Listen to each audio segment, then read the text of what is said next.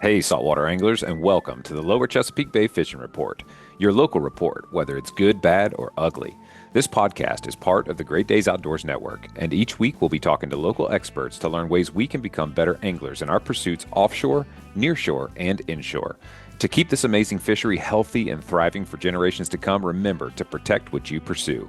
Summer fishing is fired up with warm water and hungry fish moving into the bay. So let's hear who's making the show possible, and then we'll jump into the reports. Listen up. AFTCO has a promotional gift for all Great Days Outdoors Podcast Network listeners. They're now offering a camo sunglasses cleaner cloth with any purchase of AFTCO products. For those cold, wet, or windy days, I especially enjoy my weatherproof fabric barricade jacket, as well as my helm insulated fishing gloves. All you got to do to get your coupon code is text LCBFR to 779 345 2918. You'll get subscribed to our email list, and we'll send you the promo code via email. Boaters know that the unexpected can happen anytime. That's why Seatow offers 24/7 on-water assistance with priority service for members. Whether it's a dead battery, running out of fuel, or needing a tow, Seatow's fleet is ready to help. Membership includes unlimited towing with no distance or dollar limits in your home area, fuel delivery, jump starts, and more. Plus, members receive exclusive discounts on fuel, electronics, dockage, and boat insurance. With over 500 ports nationwide, Seatow has you covered wherever you boat. Join today at seatow.com and boat with confidence. Whether you're hitting the sand with set rigs using the traditional scent strips for pompano or fishing the flats or marshes for speckled trout, redfish, and flounder, Fish Bites has something for you. They're family owned and operated in St. Augustine, Florida, and pride themselves on making reliably consistent fishing products for anglers of all ages around the world. Fish Bites bait and lures are made with pride in the Sunshine State, USA. Check out the full line of scented saltwater and freshwater baits at fishbites.com. I'm your host, Joe Baya, here today with my co-host, Butch Thierry. Today, Butch, we're going to be talking with one of our sponsors, Seatow, and I really like that they came to us with this idea because this is something that I did not realize there was even a distinction. When I first heard about it, I said, gosh, I wonder if I'm covered. And I talked to my insurance agent and made sure that I was, but we're going to be getting into the differences in salvage for your boat. I really like that they came to us with this idea because it just shows that they're trying to get this information out to people so that they don't have a negative experience. And I like companies that help you, that go the extra mile. Transparency and communication is key. Yeah. I like that a lot as well. And not necessarily in this space at all. It's not what I'm referring to, but it seems like some companies try and hide things from you or not let you see exclusions to their advantage. Yeah. And being transparent. And yeah, they came to us and said, this is something that we're getting a lot of feedback from, and we would like to just go ahead and address it. So, Yeah. what more can you ask for from a company? Just them being transparent and trying to look out for you and make sure you don't get a big surprise bill. You need to figure out, I'm going to be at the sandbar some, I'm going to be going offshore some, kind of walk through what you're going to be doing and make sure that you know The truth. that you're covered. Yeah. Yeah, you got to make sure you know the truth and just avoid any surprises. Nobody wants a surprise bill. It's the whole No. point of insurance in the first place is to make sure that you don't have a big, huge bill all of a sudden. And we've all heard the stories about people who thought they were covered and turns out they weren't, or thought they, had the right service. And when it came time to use it, it didn't apply. Um, Today's show is really going to help you. If you own a boat, you definitely need to listen to this. You need to understand salvage and make sure you're covered. Yep. It's a really good time of year to talk about it too. Hopefully we, not going to cuss on this podcast. We don't say the H word, but it's No. definitely time to get a plan together and know what you got. All right, so to dig into this today, we're talking with Joseph Frohnhofer III with Seatow. Joseph, before we dive into the details here, tell us a little bit about yourself and Seatow. All right, certainly. Well, first off, thank you for having me here today. Yeah. Captain Joseph Frohnhofer III. I'm currently the CEO of Seatow Services International. It was my father, Captain Joe, that started Seatow back in 1983. I've had the benefit and the opportunity to grow up in the CETO business on the vessels in the office. I'm a graduate of SUNY Maritime College. Currently hold my 1600-ton master's license as Wow. well as my chief mate license for all oceans, all seas. Spent 4.5 years on deep sea cargo vessels, moving cars, oil, chemical products, and my last ship was a container ship. Came back to CETO Services International in 2002, working my way up the ladder to where currently run the company along with my sister, Kristen Frohnhofer. As I said, I'm CEO and she's president. That's Very incredible, cool. man. That's cool. That's a big license. That's a lot of sea time. It was fun sea time. It Yeah. was adventurous and fun. Yes, yes, a lot of work, but mostly fun. Well, That's I don't cool. have anything close to that. I got my 50-ton. Butch, what did you get? Your 100-ton? 100. Yeah. Yeah. And I don't have near the sea time or near the experience with vessels. Uh, and most of my experience is with recreational vessels and charter vessels, fish, almost all fishing. Um, one of the things I love about boating, and as I've gotten older, about being the captain, being the guy in charge, is that, man, there's just so much to learn. And that's where my brain does best, is when I have a constant new challenge and a constant new bit of knowledge that I can gain. And when we started talking about today's show, this falls perfectly in line with that, in that I just kind of always thought, if you're getting towed, it's towing. And I didn't realize there could be a distinction with salvage. So nobody wants a surprise bill. Uh, and a lot of times, if you think you're covered and you find out you're not, man, that's a really frustrating experience. That's probably happened to just about everybody at this point with various insurances that they may have gone through. I think for a lot of boaters, when they think salvage, or hear about salvage, it's time Seems to have a salvage. Hopefully, we right. can catch people before that happens. Luckily, right now, no major storms have shown up, and hopefully, it stays that way for this season. But this is a good time to be thinking about um, all of your coverages when it comes to your boat. Can you explain in plain terms what salvage actually is? Certainly. So salvage is saving an object in peril at sea. That's the most commonly used definition out there, although you might hear variances on that. So it could be a vessel, it could be the vessel's running gear, right? Engines, equipment, electronics, could be the cargo on the vessel. But it's an object at sea, which is waters of the United States, most commonly federal waters. So you're not going to have a technical salvage on a inland lake wholly within a state that is state waters. Um, and I think the other thing that's important is the word salvage is generally used as a blanket statement. So there's actually levels of salvage.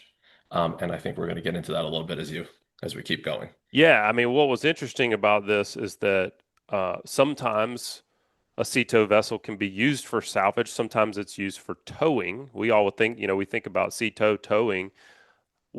At what point does a job cross over from being a towing case into a salvage case? So one interesting thing is everything we do on the water is considered salvage, Hmm. right? It comes down to peril, right? That's the key word. So if you're out on your 23-foot center console on a beautiful sunny day and you have a mechanical failure and you drop the hook and you're anchored, you're in peril, right? But the severity of peril is so low that what we've done is we've rolled those services into a membership, right? And if a person's not a CTO member, we'll provide those at a fixed rate per hour. Hmm.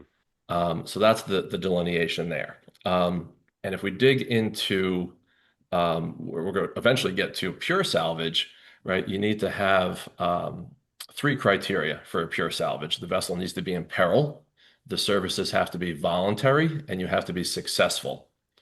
So once you enter into a membership relationship with CETO, it's no longer voluntary. So we're obligated to provide the services defined in the CETO membership agreement. Interesting.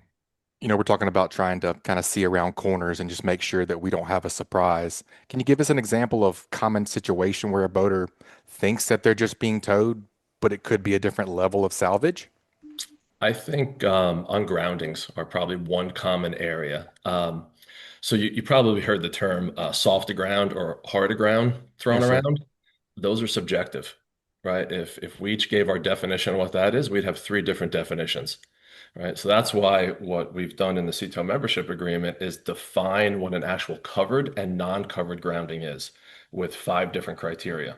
Of course, giving the most opportunity to cover that situation for a boater, right? Arriving on scene, maybe determining that the best thing to do is wait for the next high tide, go back again where the vessel's either floating off or in a much better, safer, stable position where we can unground it from there. So, like you're saying, there might be a situation where a boat is, really hard aground. There's the tide's gone out. There's no water on any side of the boat. It would take a lot of manpower, a lot of equipment to get that boat ungrounded at that point. But if you just let the tide come back in, it's going to be a lot easier. Is that a situation where is it up to the captain? Is it up to the person providing salvage to determine what level it is? In a situation like that, you say, well, let's just let the tide come in and we're going to be able to get this off with one boat. We'll just hook a rope up to it and pull it off. How does it, you mentioned the, peril, voluntary, and successful, but how do you really determine this as a boat owner of what, if I call CETO, what are they coming to do? Right. So it's up to every boat owner, of course, to determine whether or not they accept services. Um, but in your situation you put forth, it's up to the servicing, entity, right? Whether it's CETO or another company, to come up and explain the options to the boater. Hmm. Right? You don't want to get in a situation where it's here, just take my line. I'll go ahead and I'll pull you off right now, and then you get the surprise bill. Right. Right. So you need to present those opportunities to the boat of here's what we can do. And if there's cost associated with it, here's what those costs are.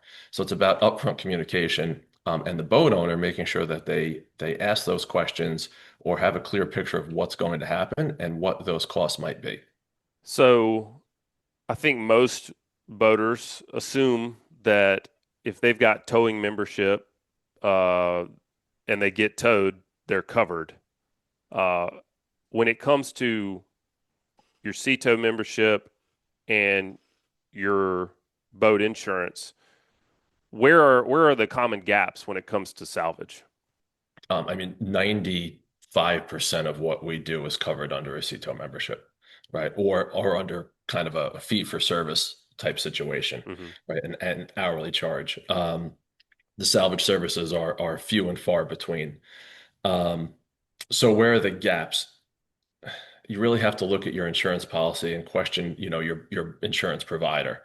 Um, right. You want to make sure that you have proper hull coverage, right? You want to make sure that services provided by a third party will be covered, and not only the actual service of either ungrounding a vessel or refloating a vessel, but what about maybe hauling that vessel out, right? Transporting it to a storage yard. What if the vessel needed to be demolished after that point because it was a total loss?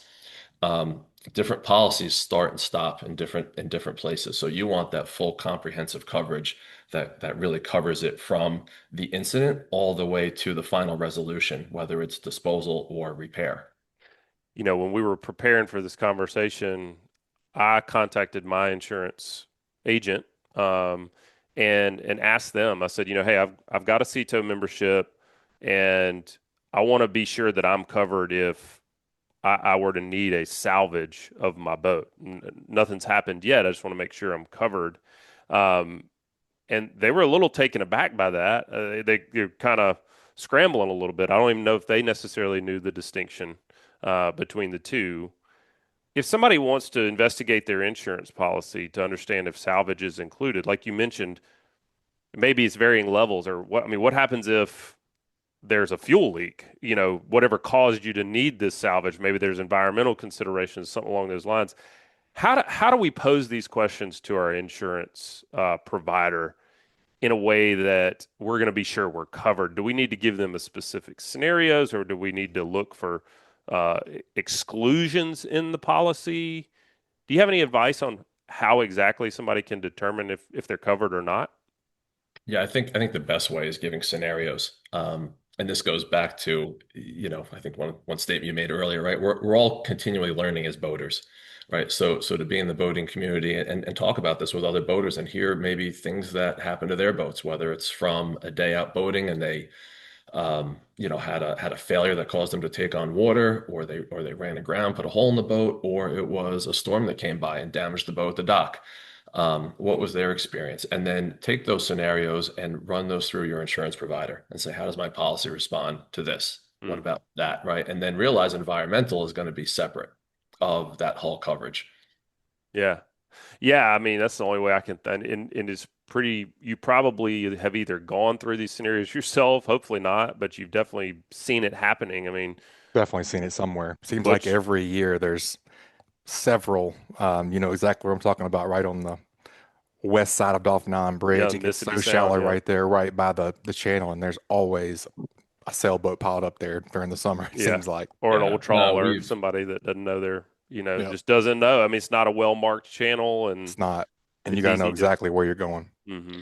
Yeah, we've seen pretty much everything. yeah, Although I am surprised every once in a while, but we've seen insurance claims get denied because a person was out of their navigational area. mm, Hmm. They were, south or north of a certain latitude at the wrong time of year because of hmm, hurricane season. yeah, Hmm. Um, there's some insurance policies out there that will only pay a percentage of the recovery costs if a vessel sinks and is a total loss. Um, right. And there's certain times you hear like, oh, you've got, this insurance, or it's through your homeowner's policy. And it's like, oh boy, okay. And then we really have to investigate and lay out what's going to happen and what cost might be to the vessel owner because the coverage isn't there. Then there's other insurance companies, you just know that it's a good policy and you're going to have that A to Z coverage. man, I'm Yes, sir. I'm I'm dreaming up an article right now, Butch. Like, are you covered? I mean, you could go Right. through these scenarios and just ask yourself these questions and ask your insurance company these questions and make sure Yeah. that you're taken care Think of because about that's the think worst about when you what you're pay going to be doing. premiums, Oh you man, you know. want to be covered everywhere. You try to get Yeah. a membership for this, coverage for that, a policy for this, and you definitely don't want any loopholes Right. if you're paying Right. all And these a lot, a premiums. lot of people will just get a liability only policy, Hmm. and that typically will cover the recovery of the vessel.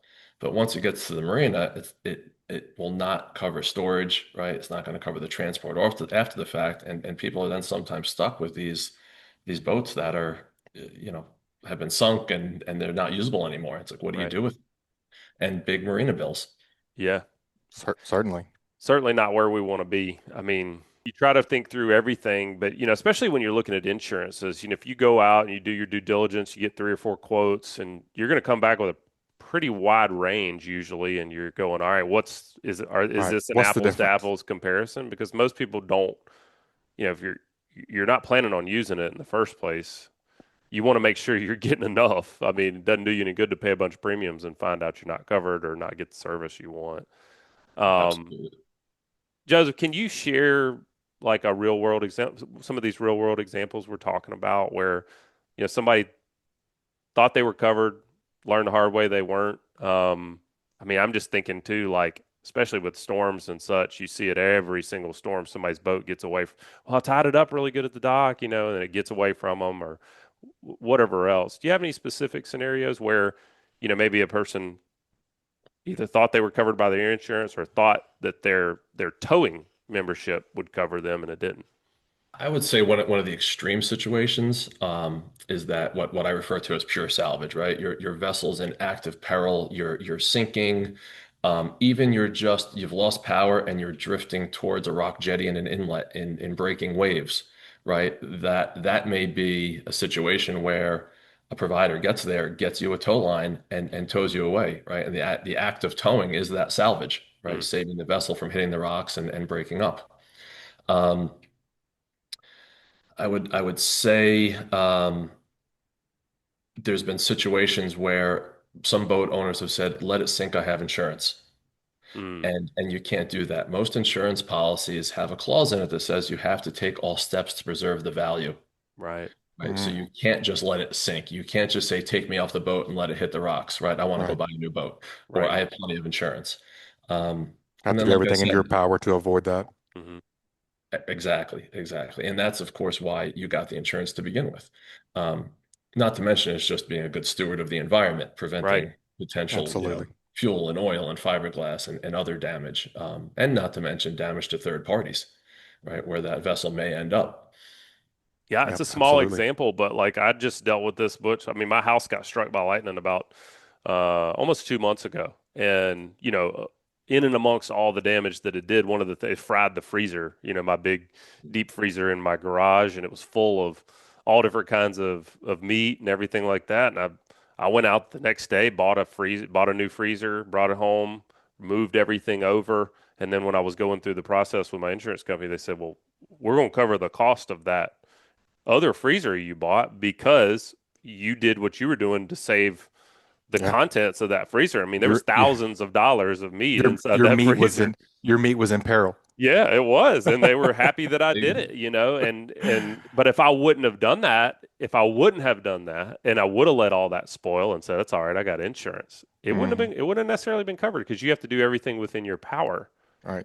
to make sure that it is. So, and realize that the benefit is to obviously the boater, right? But the insurance company as well, right? Their insurance companies are not interested in paying out, for a total loss. right, They'd rather be able to minimize that damage, even if they're not going to repair the vessel and maybe send it to auction, right? But they want to minimize the damage, the payout, and future liability, as I said, to third parties. Um, and that's why, sometimes people say, wow, salvage fees, salvage awards are so high, right? But that's why, right? Prevent that risk to other boaters, the whatever's in peril, and protect the insurance company's interests. Sure. Yeah. Mitigate that immediate danger. Right. Yes, sir.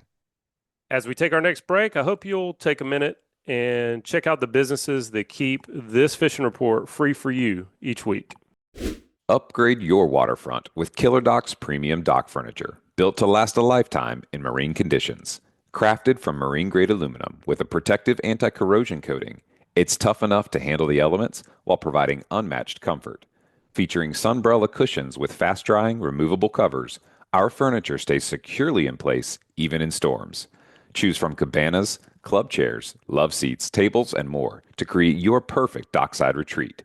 Durability meets elegance at Killer Dock. Check out the full collection at killerdock.com today. Hooked on fishing? Then you're part of the local community that Long Bay Point Bait and Tackle cares about serving and giving back to, providing you with the right selection for each season's target species. They're your one-stop shop to gear up with the best bait, tackle, and insider tips to catch your next trophy fish. You can fuel up right out front on the water and then chat with the crew inside for hot tips on where they're biting. So swing by today. Long Bay Point Bait and Tackle, where your fishing adventures start and finish with your trophy catch on their scales. The scenario you just mentioned about, a boat being adrift, washing up on the rocks or something like that is obviously a little bit different situation than a storm blowing a boat up on the marsh or something like that. You don't have any options if you're in immediate peril. You're just going to have to be able to get out regardless. But if boaters find themselves in a situation where they do have time to ask questions and kind of get their ducks in a row, washed up in a marsh or a storm or something like that, what are some of the questions you should ask before, getting your boat salvaged, before you hire a company if you don't already have a company that you're working with? Is there going to be a charge for this? If so, what would it be? How do you intend to remove my vessel or recover my vessel? Where are we going to take the vessel? Because that That's a could good one. change could change what's going to happen further down in the claims process. Does the vessel have to be moved again? Is it at the proper service facility? You know, Typically what you're going to see is a salvage agreement presented, whether it is a pure salvage or a contract salvage. And that doesn't change the situation. Really, all it does is help define the terms between the boater and the salver. And if there's a dispute, it says that the parties are going to go to arbitration to figure it out, versus federal court, which is where maritime claims end up. So the arbitration process has, I think, served Salver and the public very well over the years. You've got a very educated group of individuals as arbitrators, and they assess the situations on both sides and have given some very fair awards for all parties involved. Hmm. You know, I haven't, luckily, and hopefully I never have to have a boat salvaged. But I have never had to do this. But just drawing back on my recent experience with the home here, uh, it was tens of thousands of dollars of damage. We've got things here that we need that aren't working, and we were ready to get it fixed like 5 minutes after it happened. And when something shocking, pardon the pun, happens like that, you aren't necessarily thinking long term. You're not thinking ahead. Um, and I'm talking to the property adjusters and talking to the insurance provider, and I'm just trying to make sure things get fixed. At that point, I'm kind of stuck with my provider. I'm stuck with, who's going to You just got to go through the handle the process. claim. But then there are the people who actually do the work. The guy's got to come out and fix the garage door opener and the pool equipment and everything else that got fried. Um, Luckily for me, like with this scenario, I've been able, the insurance company has provided a general contractor, so to speak, to go out and handle dealing with all of the subcontractors that are going to come in and make the repairs. As a boat owner, though, when you're dealing with salvage, is this typically on you to handle? Because like some scenarios, like you mentioned, I don't care who the salvage company is. I'm trying to prevent the boat from sinking. You're here. Let's get it done. Other scenarios, we got a little bit of time to think about this, and we may say, all right, I want to vet these salvage companies and make sure I'm getting somebody reputable, somebody that's going to handle this the right way. If you've got time to think about it, what are some red flags that might suggest that a salvage company isn't reputable, or you might want to, get a couple more estimates or a couple more quotes?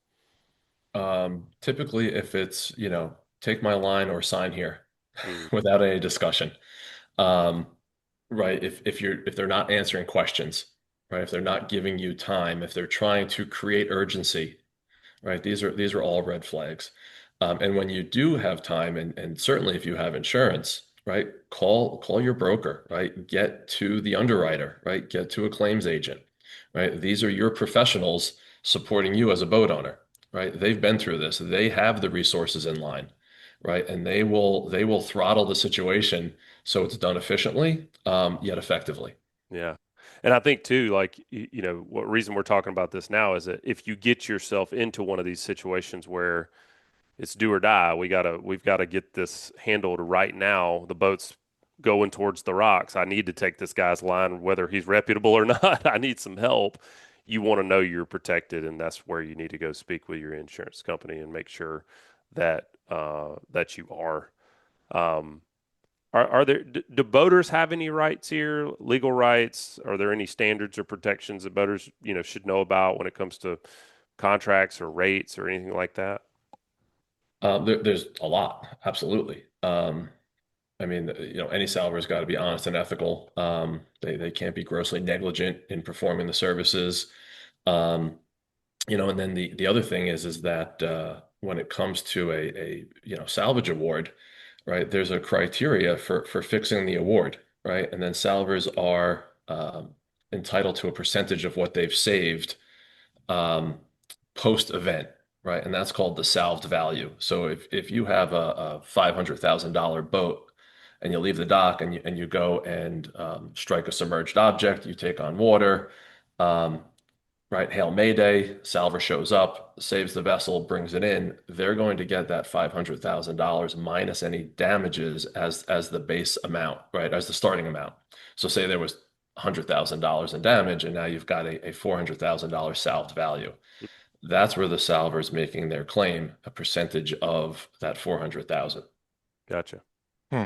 So there is some incentive out there, for companies to be pushy, because they're trying to. I mean, this could be big dollars, especially when it comes to boats. They're trying to win that business if they can get it.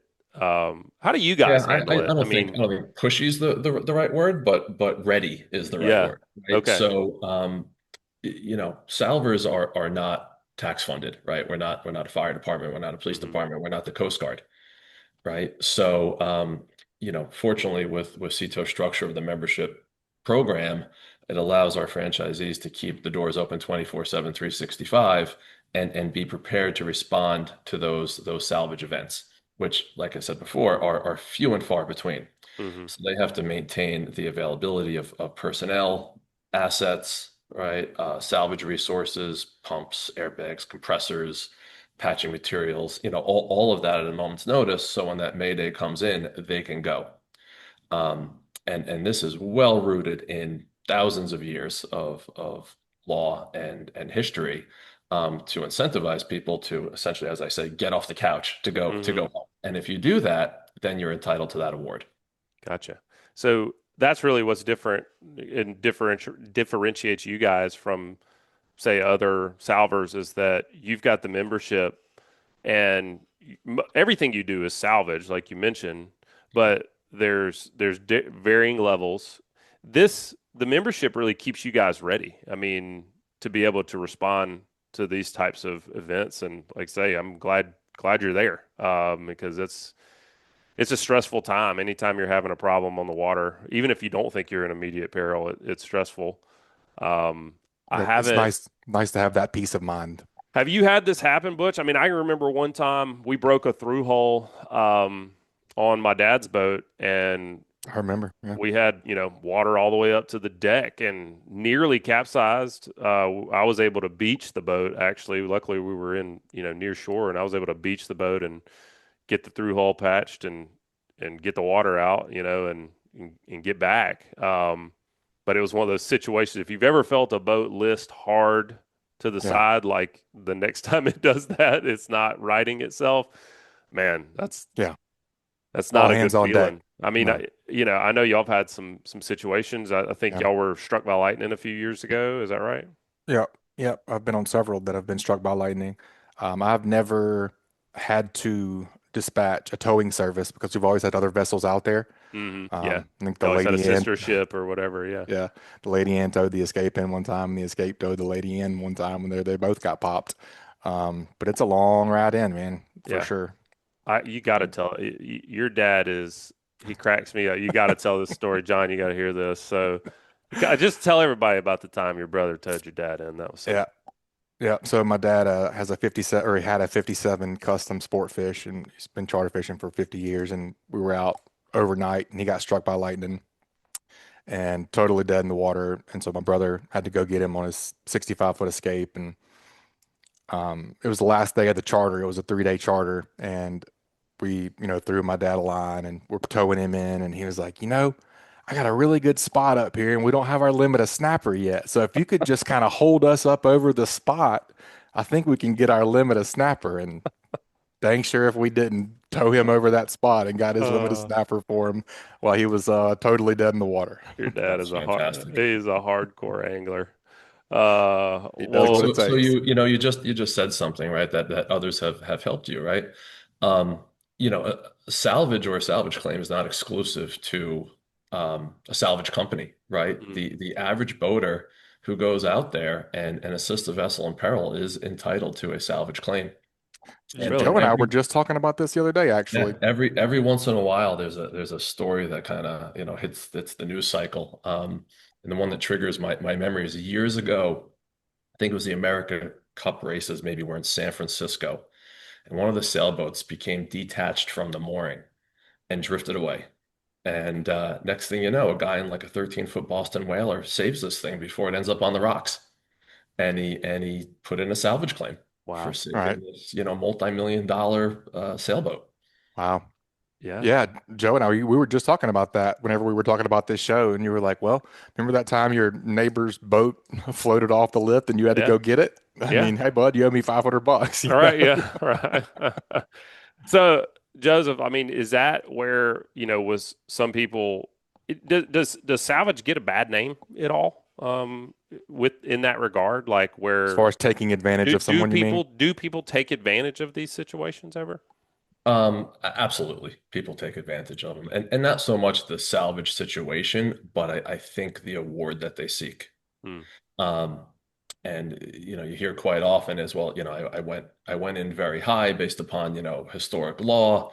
Um, and it gets tied up in the legal system, Hmm. right? Where I think if more reasonable heads would prevail, or as I said, arbitration was used a little bit more in some of these rare cases, it would be much better. And like I said, the benefit to the underwriter, right? Or even maybe the boat owner if they don't have insurance, um, of these services being available, far outweighs any of the negativity. Well, Joseph, we're in the thick of storm season. What do you think is the number one thing people need to do to prepare right now? Have a plan and have the proper insurance. So, and prepare early, right? You get a named storm and it might come towards you. Prepare early. Like even if you lose a weekend of boating, Yeah, right? Have your boat out of the water, right? Or, on a trailer in a marina, wherever it might be. Um, because it's going to be too late when the storm is 3 days out.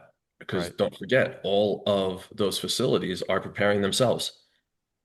Right. So they're going to be securing their assets. They're going to be shutting down, right? Even the CETO guys, right, are shutting down services a little bit early in preparation.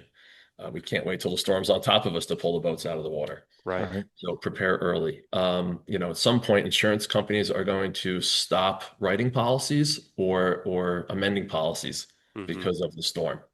So make sure you have that coverage that Yeah, you need I early. think I think And I there's may be wrong named on this. I mean, I would certainly ask your insurance company, but I believe it's once a named storm, like in our there's area, named once it stormed exclusions and all yeah, kind but of stuff. also isn't it once it enters the Gulf, I think they stop writing policies like at that Yeah. point. It may even I'm be not once sure a storm exactly. is named. I'm not sure, but you don't want to wait until a storm is named to figure No. this out. And not just that, not just a plan for coverage, but also a plan for getting your boat out. I can't believe how many people Just don't have panic. the storm plan together. They keep a boat, they live inland, and they keep a boat on the coast, or um, they just don't have that plan.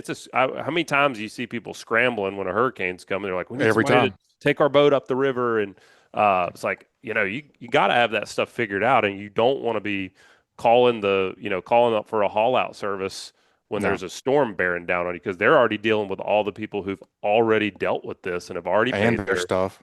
yeah, exactly. Let's take another break and hear from some of our show sponsors. If you're 21 or older and use nicotine or tobacco, it's time you charge ahead to Black Buffalo, America's only credible smokeless tobacco alternative. Black Buffalo dips just like the real thing, but without the tobacco leaf or stem. Get it now at Wawa, Circle K, Sheetz, Love's, Pilot, Racetrack, and many more that you can see on their store locator at blackbuffalo.com. Black Buffalo Tobacco Alternative is everything you love about dip, nothing you don't. So, I mean, I think the biggest message here is to get prepared. Is there anything else people can do to make salvage less likely? Once again, have a plan, right? Have a voyage plan, right? Make sure you know where you're going. Make sure your equipment's in proper working order.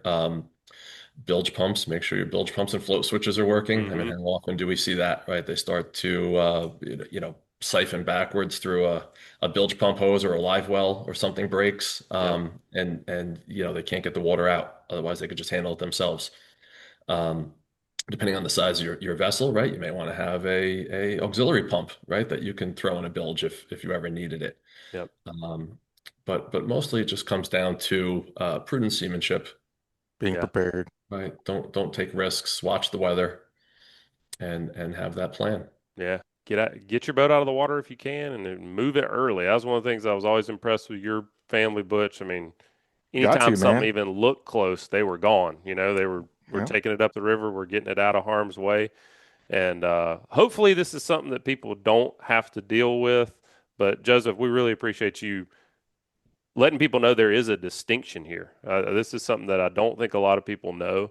And we're just trying to prevent them from getting a big bill that they might not see coming. And if you've got a boat, I mean, this is a scenario too where I mean, if your boat, even if your boat's not worth a lot, let's say, if it causes other problems, could that salvage be put back on you?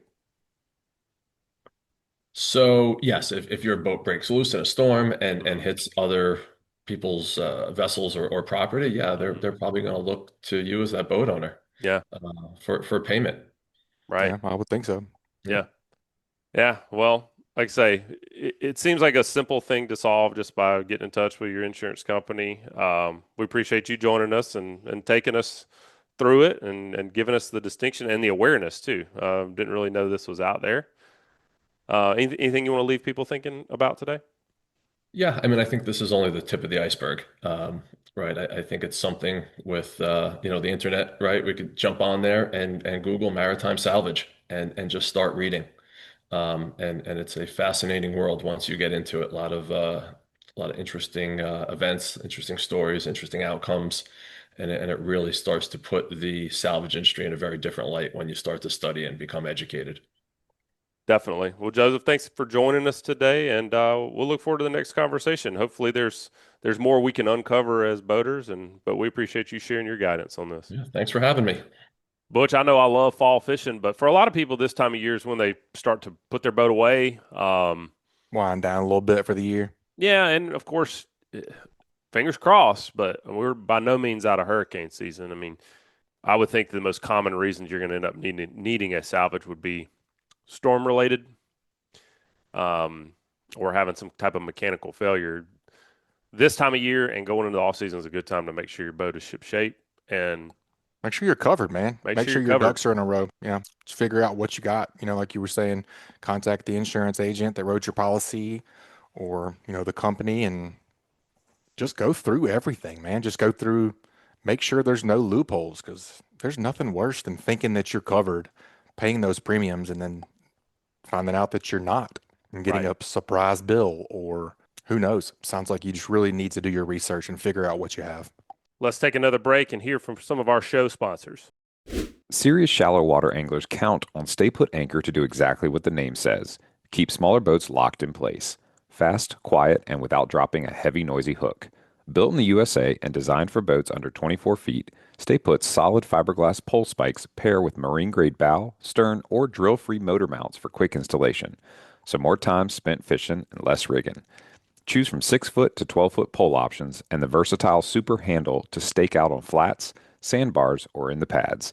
Affordable, dependable, and proven by anglers nationwide. Learn more or build a custom kit at stayputanchor.com.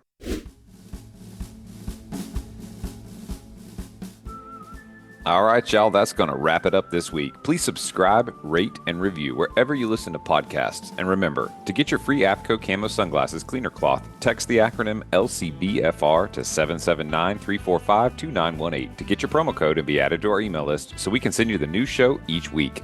You guys keep on whacking them and be safe out there.